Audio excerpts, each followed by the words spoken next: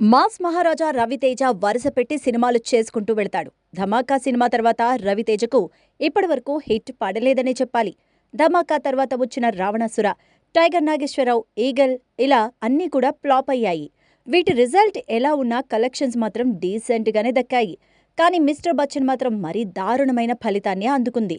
దీంతో ఆయన నుంచి రానున్న ప్రతి సినిమా విషయంలో ఎంతో జాగ్రత్తగా ఉండాలని రవితేజ ఫ్యాన్స్ అయితే కోరుకుంటున్నారు. మాస్ మహారాజా రవితేజ దానికి అనుగుణంగానే భాను భోగవరపు దర్శకత్వంలో సినిమా చేస్తున్నారు. ఈ సినిమా షూటింగ్ సగానికి పైగా పూర్తయ్యాక షూటింగ్లో యాక్సిడెంట్ జరిగి 2 నెలల పాటు రెస్ట్ తీసుకోవాల్సి వచ్చింది. ఈ గ్యాప్లో రవితేజ కొత్త సినిమాల కోసం కథలు విన్నట్టు సమాచారం. అందులో భాగంగానే తమిళ డైరెక్టర్ సి. సుందర్ చెప్పిన ఒక కథ రవితేజకు బాగా నచ్చిందని టాక్.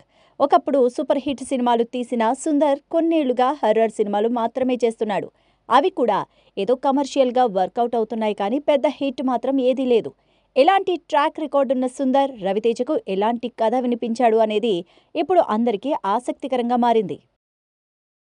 ఫర్ మోర్ ఎంటర్టైన్మెంట్ ఎప్ ఛానల్ని సబ్స్క్రైబ్ చేయండి, షేర్ చేయండి, లాస్ట్లో బెల్ ఉంటుంది, అది కూడా కొట్టండి.